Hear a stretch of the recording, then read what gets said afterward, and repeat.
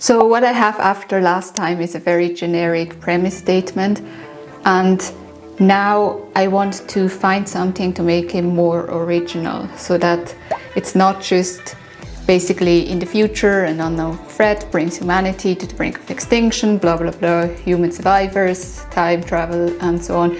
Something to make it a bit more like something different than what it is right now. How to make story idea original. Okay, so we just did this one. Let's go with how to come up with original story ideas from Mandi Lynn. I know of her. I am not someone who ever really actively watched her videos, but I do know that she's an Authortuber who has been around for a longer time, I think. And this video is also 4 years old, right? Okay, so let's go with this one. First tip is knowing that there's no such thing as an original story. Every story that there is to tell has already been told. The universe has run out of combinations. You may think that you have the most original story idea ever, but odds are someone else has told it before. You can look way back in history and up to the current stories that are being told today, and you can see where things parallel. Stories are running on different things like emotions, plot, and characters, and there's only so many different combinations. The difference between stories is not what happens, but how the story is told. That means you, as the author, are the one who determines just how original the story is. It's not necessarily about the plot, but how you go about telling your story. Now that you know there's no such thing really as an original story idea, we can actually get into the tips of getting a little more creative with coming up with story ideas. So tip number 2, But that was already a tip, right? So that was actually more mindset advice in terms of don't feel bad that you don't have original ideas because there are no original ideas, which I guess is fine if you have anxiety about that. But for me right now, it's not really applicable, is it? So there are no original stories. So just go forward with what you've got. Examples from life. Do you realize the amount of stories I could tell just talking about my personal life? I've never written specifically about my life before. I have used events in my life that have kind of inspired novels. There's one specific chapter in I Am Mercy, my second novel, where it talks about heaven in the color yellow. And it's a direct correlation of when my grandmother passed away. And before she passed away, I sang her the song Yellow by Coldplay. So I kind of worked that into my book as a little dedication. Frankly, you can use your real life to inspire the whole plot of your novel. You know, things that happen in your life that will never happen in anyone else's life, and it can make for a very interesting story. I don't always recommend using your life directly to write a novel because, once again, privacy issues. But you can use it to kind of kickstart your story and get the ball rolling from there and get your creative juices flowing. I have a few thoughts about that. I mean, one part of what you just said is that basically take inspiration from real life, so that you're not just writing a story where basically art copies art and becomes like the same thing over and over again, right? But that's more for scenes and more for plot details, not necessarily applicable now to create the actual story idea, right? And then the other thing, which is basically take like a complete event that happened in your life and turn that into a novel. In order to do that, something really special would have had to happen. Or if you want to write some sort of slice of life kind of story, but even then you wouldn't just take more than probably a few elements and then completely reimagine that, right? Which brings you back kind of to it's more a scene, it's more like a plot point and not the overall story. And what do you do when you don't have like a story that is slice of life? But right now, I mean, the story that I'm working on is sci-fi and aliens and stuff like that. So obviously for the scenes themselves, it then makes sense to use real life details to make it in terms of description or character details make him feel more alive. But again, that's not really about the idea, right? That's really a plot point. I guess, to be fair, it could be like a starting point when you want to come up with completely new ideas. So more like a brainstorming exercise, kind of like you have different brainstorming exercises, and one of them is to take stuff from your real life and use that as kind of like starting points. But again, I don't really see how this makes it particularly original, rather than just being a starting point for having an idea. So I feel this point is pretty convoluted with a lot of different writing aspects, and right now in my current situation it's really not applicable, is it? I mean, obviously you could always do like creative stuff that is completely random, just because I'm forced to use this tip. So I have like completely dumb idea, which would be what's happening right now in my life. Right now I have a problem with having a ton of fruit flies in my home, because I had a good idea of bringing soil into my home for my plants, and didn't really think about that you have to heat it or stuff so that you don't have fruit flies. So that was very smart.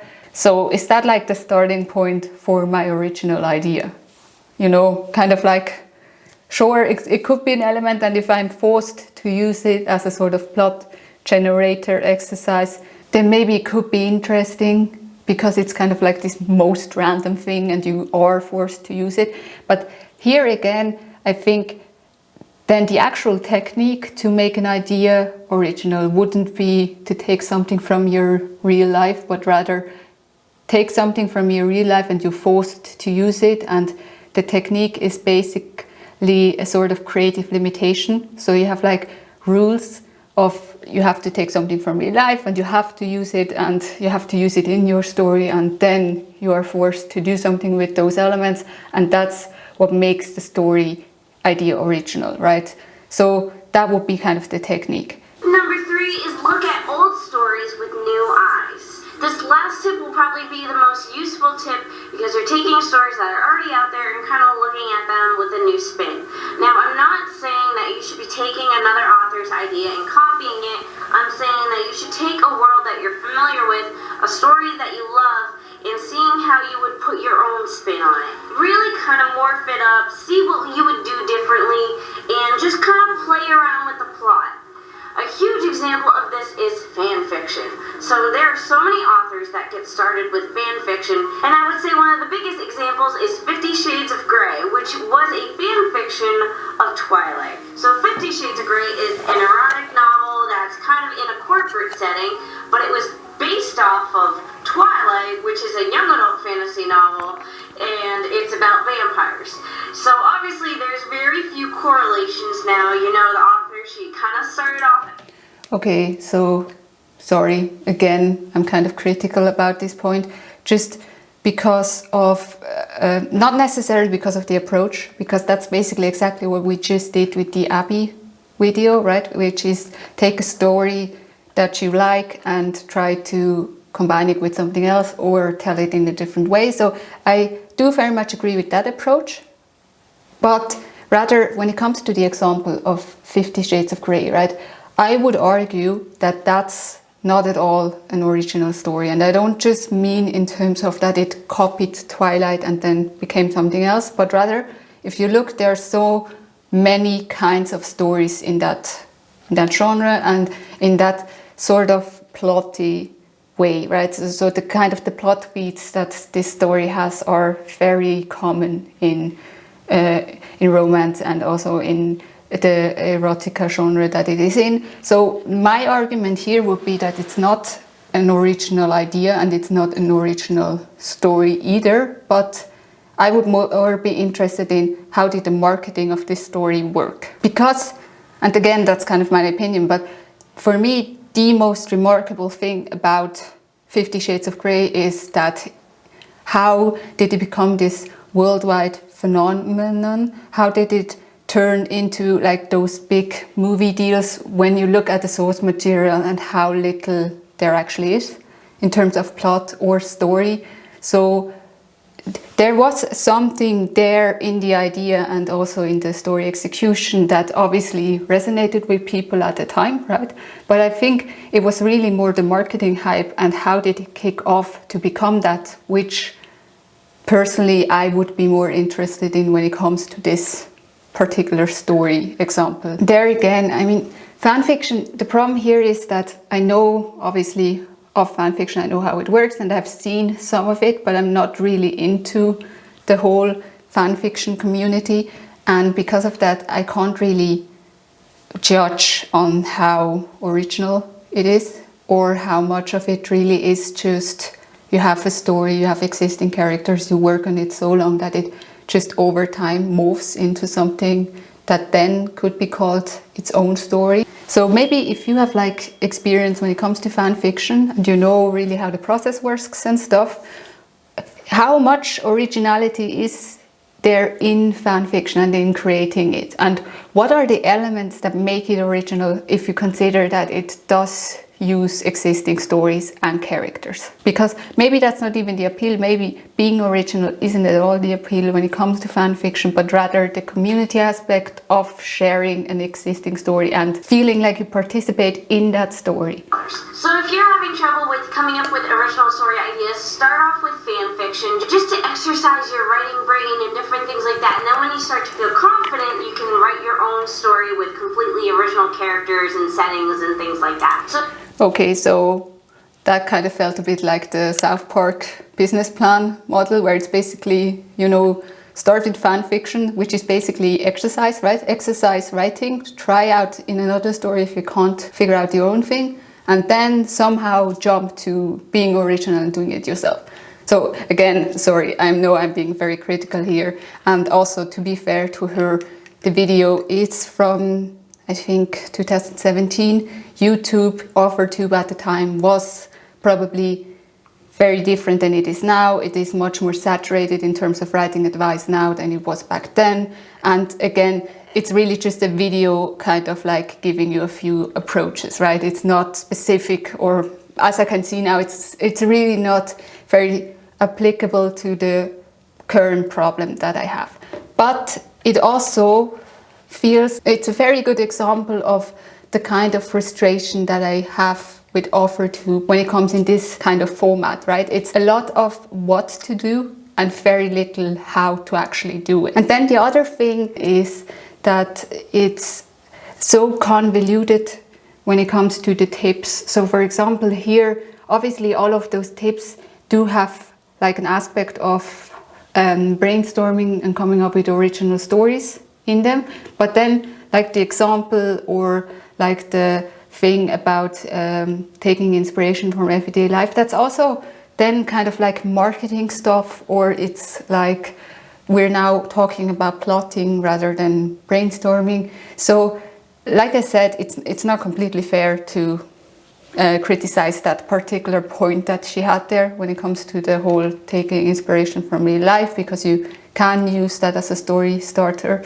but it always kind of also feels like it's actually not the topic that we're talking about in this particular video. So it's not specific enough to the writing problems that I would imagine I have when I'm looking for this kind of title, if that makes sense. Number 3 is look at old stories with new eyes. This last tip... Old stories with new eyes. So this is also not really an original story idea. It's rather, it's a retelling, right? So take something that has already been told and tell it in a different way.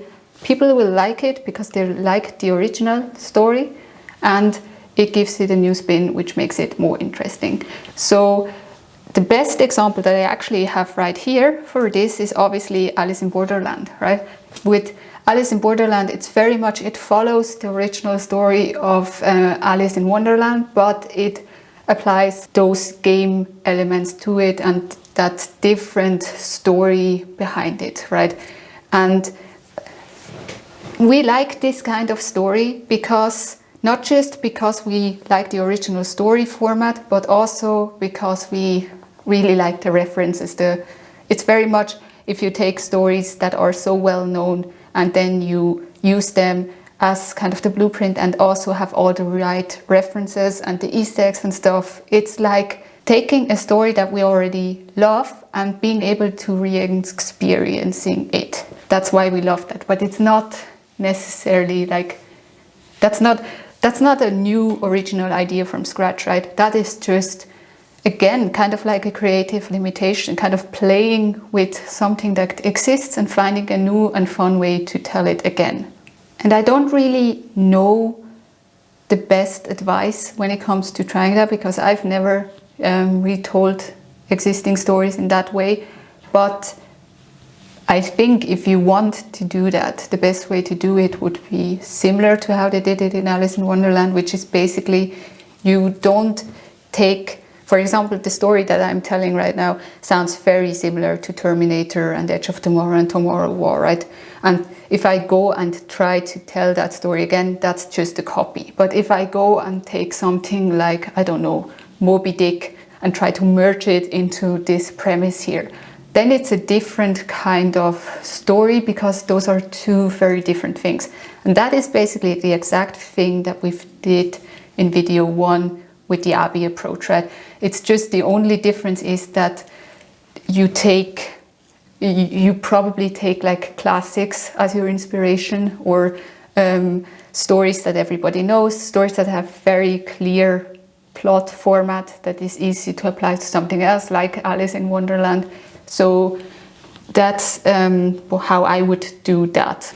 And if you think about it, I already arrived at that as well with the Abby video, because I want to have the same sort of narrative structure as World War C, where you have one character, then you have the next, and so on. And that's very much kind of like that thing, right, where you take, not necessarily in this case the plot points or even the character names or references, none of that, but very much the same way of telling the story, right? And even the same familiar beats. So it starts as sort of like the zombie outbreak point, and it ends when the whole zombie war is over in a similar fashion, right? It starts at the alien attack in whatever way, probably a silent attack so that it's not obvious where it came from, and ends in this case when the time travel thing comes into play. Okay, but let's actually look at what there is here and how I would apply it. Obviously, I now have to have my own interpretation of how to apply it, because that's not really told. So the first tip was very much kind of like, don't feel bad about not having original ideas. And in this context, I would say that's kind of the fallback plan here. So if I can't come up with anything more original than the premise statement that I already have, I will still work on it, and through character and plot and so on, hopefully then make it more original going forward, just by fleshing out the story. So I think that's actually the most valuable advice in this video, even, is that you really don't get hung up too much on trying to be original or trying to make this like the best idea before you actually start to really work on it and, you know, give it some time to form into something of its own. But also, the reason why I had this problem to begin with is very much that when I look at my premise statement, I kind of have this excitement because it's very much a premise that I would be interested in, but there's not a lot of energy in there. It's all very flat, right? There's no like key moment or key element that I can already see that would make me read the story or watch the story. Whereas in the example stories that I used to mix this up together, right, there was, for each of those stories, there was a reason why I started to watch it or read it, and that element is kind of missing here. So it feels very much like this whole idea is something that I can work on for a longer time because it plays into my interests, but it's not necessarily something that I'm super happy about right now to work on. It would feel more like work at this stage. That's the problem, and that's why I was looking for something to give it more energy. Then the second point with the take inspiration from real life. So the example that I gave before, I think because I have to apply it, I will go with that. I will take an element, something random that happens in my current real life, and try to somehow merge that into the story. How? I don't know yet, because obviously it's a random thing and we have an existing premise statement. So here it would be inspiration from real life, fruit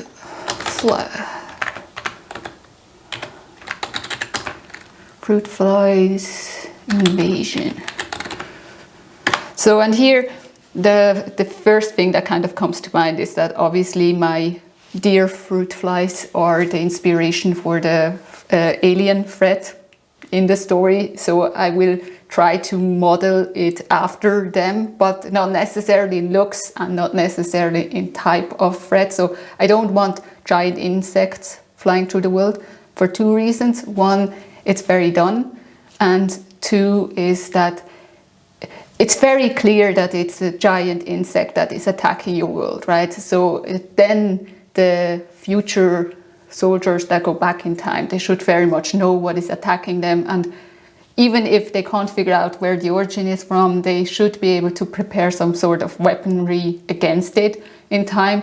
So that would kind of remove the entire mystery element. So the thing that I would do here with my fruit flies as inspiration for the threat would be to copy their behavior rather than them being the threat in the story, right? So copy what those flies here are doing and giving some of those characteristics and behaviors to the threat.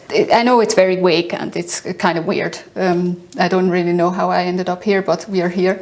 But basically, what I mean here, the idea is that, you know how in Doctor Who there are the weeping angels who are like the most scary monster of the new series, or at least for me. Those creatures, they have kind of the same behavior as a very known children's game, right? Where I think it's actually called red light, green light in English, right? It's also in Squid Game, where basically when you don't see them, they move, and when you see them, they are frozen. And kind of like that behavior, that is very much the scary aspect of those creatures. So that's kind of what I mean when I say copy a behavior from an existing thing and giving it to the threat. Or also with zombies, if you think about it, it's basically just this children's game where once you've been tagged, you join the tagging team until there's only one person left, right? So that's the inspiration that I would do here. And like I said, what I'm basically doing here is using creative limitations. So I was forced to take something from real life and I have to use it in this story premise. So now I have to find a way to do that, and that's where the creative part comes in and where it becomes really fun. Creative limitations is from a TED talk I saw a few years ago. Let me see if I can find it. So yes, it's this video here. It's not really for writing, it's more a creative technique in general. He applied it for games, but you can really use it for any creative endeavor. And I really like the technique because it introduces play into the brainstorming part of creating something. So definitely recommend that you watch this video if you haven't seen it yet. What we could do, what I did last time, is look at the comments again and see how other people would apply this advice, because obviously I now have kind of like my interpretation, but maybe there's a different one. Actually, this advice here, or rather this comment here, has some cool idea of how to add originality, because this person didn't just write like fan fiction of two different stories, but use the song as inspiration, as a starting point, and build a story on that. So that's kind of really useful, cool idea, right? So don't use just story elements. It's kind of like the creative limitation is a game technique, right? Kind of like it's something to play with. So use songs, it comes back to this everyday life, kind of like songs are an inspiration, everyday life is an inspiration, other stories are an inspiration. games are an inspiration, you know, kind of like there are so many sources and just draw from as many random places as possible and then mix those elements together. So it always comes back to mixing elements back to get back into something new, right? Okay, but I think I basically have everything from this video that I can get. I got one more inspiration in terms of the fruit fly invasion kind of being at least some sort of inspiration for what the threat could be. Don't really know what to do with that yet, and it hasn't really made the idea more original. It just has added like the first maybe plot element to start to work with. Now I want to really start brainstorming the details of the story so that I have something to work with. If you want to follow along with that, you can watch this video here next. That was better than last time, right? I'm learning.